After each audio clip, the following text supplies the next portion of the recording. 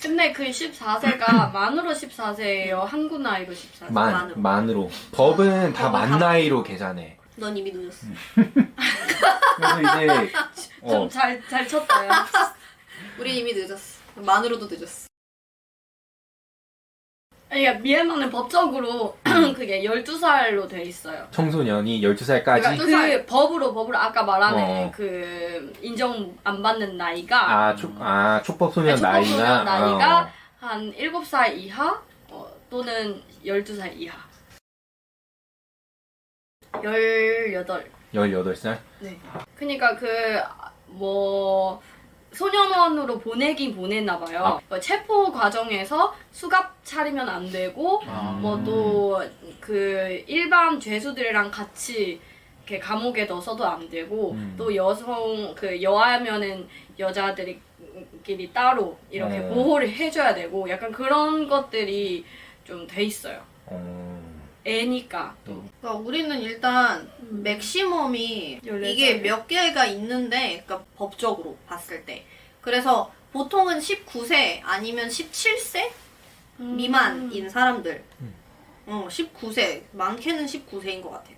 그래가지고 근데 촉법소년들은 14살 미만인 거고 16살 이후부터는 형사처벌이 가능해져요. 그래서 뭐 결국에는 이제 16살이라는 그 나이가 청소년에 해당은 되지만 법적으로 봤을 때 형사처벌이 가능한 거고 16살, 그러니까 14살에서 16살 사이도 청소년에 해당이 되지만 거기서는 형사처벌까지는 아니지만 어느 정도 약간 민사나 이런 좀 처벌이 아무튼 가능한 조금 약한 처벌이 가능한 거죠. 중대 범죄를 저질러도? 중대 범죄를 저질러도. 그리고 14살 미만인 애들은 중대 범죄를 저질러도 부모님 아니면 이제 법적 대리인. 근데 되게 많기도 하고 우리도 소년원도 있고 아니면 뭐라 그래야 되지? 그게 촉법 소년은 아닌데 청소년 범죄자들을 보내는 약간 학교 같은 게 있어요. 아무튼 뭐 소년원 비슷한. 근데 보통은 그 청소년 애들은 주로 재활시설 쪽으로 가서 그런 교정받고 뭐 이런 뭐 아무튼 다시 사회인으로서 이렇게 살아갈 수 있게끔 약간 얘네를 어떻게 이렇게 하는 그런 시설에 보통은 보내진다는 얘기가 있습니다. 이게 되게 어렵게 써져 있어가지고 저도 정확히는 이게 말을 하는 건지 잘 모르겠지만 여기서는 그러니까 그 사건을 저질렀을 당시 16살 이상인데 근데 이걸 어쨌든 수사하는 과정 이런 게 시간 걸리잖아요. 그치. 근데 18살 이하면은 이게 그 처벌은 받긴 받아요. 받는데 그러니까 그런 청소년은 예를 들어서 규배를 보낼 수 없고 사형을 내릴 수 없다. 최대 그 기간이 10년까지다. 10년 이상 처벌할 수 없다. 이렇게 나와 있어요. 징역 10년까지만. 징역 10년까지. 진짜 인생에 완전 빨간 줄을 채워줘야지. 그래야지 이게. 근데 그렇게 하면은 또 이게 만약에 진짜 억울하거나 진짜 부모라든지 환경 때문에 어쩔 수 없이 이게 범죄를 그런 걸 배제하고 그런 경우를 다 없앴어요. 어. 진짜 얘는 쓰레기인데 작은 쓰레기인가 어린 쓰레기인 거지. 리틀 트래시 LT야.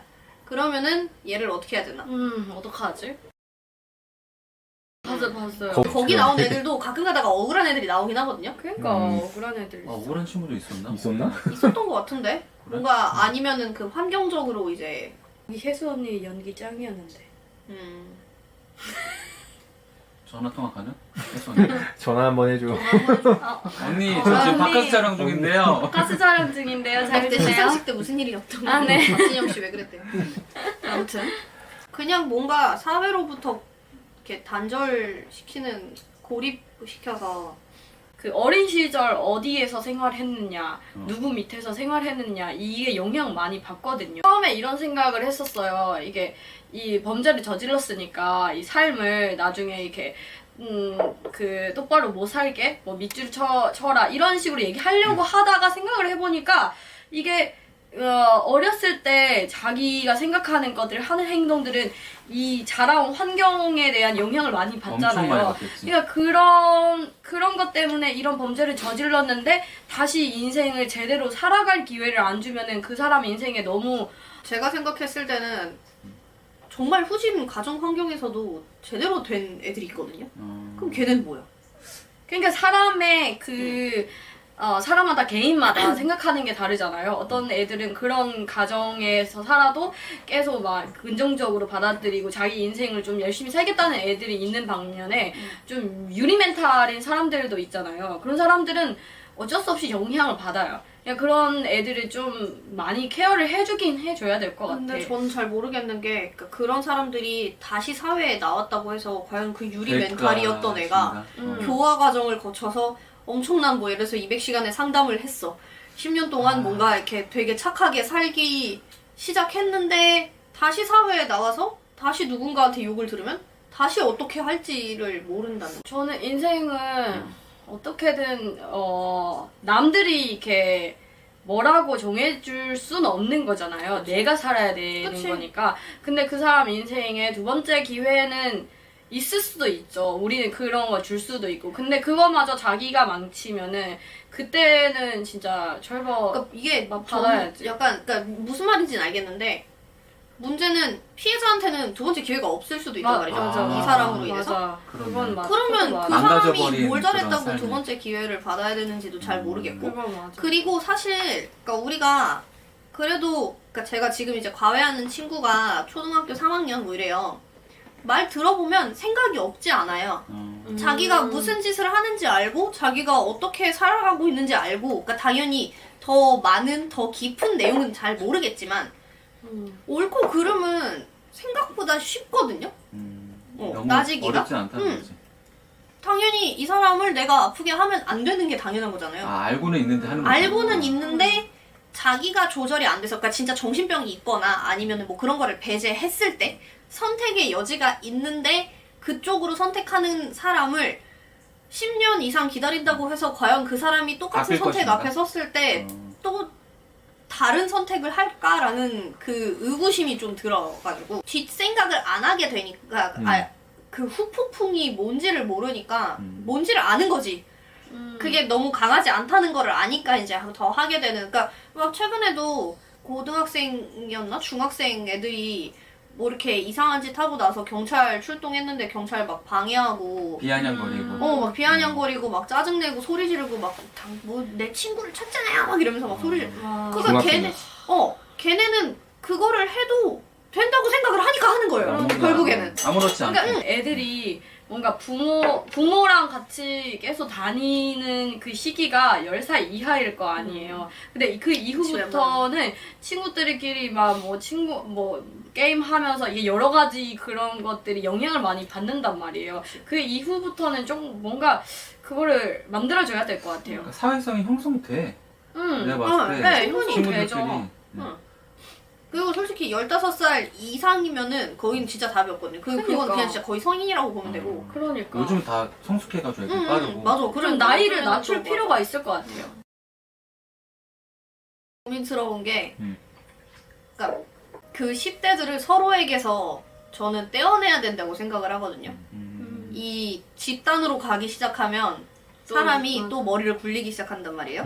교도소에서 배워서 나온다고 맞아. 진짜. 그래서 그러니까 진짜 고립시켜야지 이게 뭔가 자기와의 그 시간을 보내면서 자기 성찰? 자기 성찰도 하고 뭔가 모르겠어. 솔직히 그 사람들이 그러니까 범죄자들이나 이제 그런 짓을 저지르는 사람들이 자기의 그 행위에 대해서 반성을 하거나 아니면 뭔가 성찰하는 그 시간을 가지는지는 잘 모르겠어요.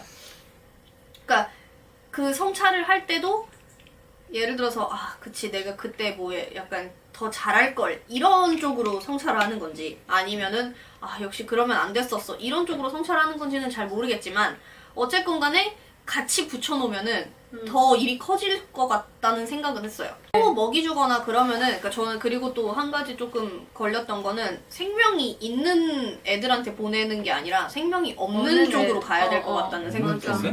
맞아. 왜냐면 그러니까 그것도 소 뭐 잡아 당연히 먹을까봐?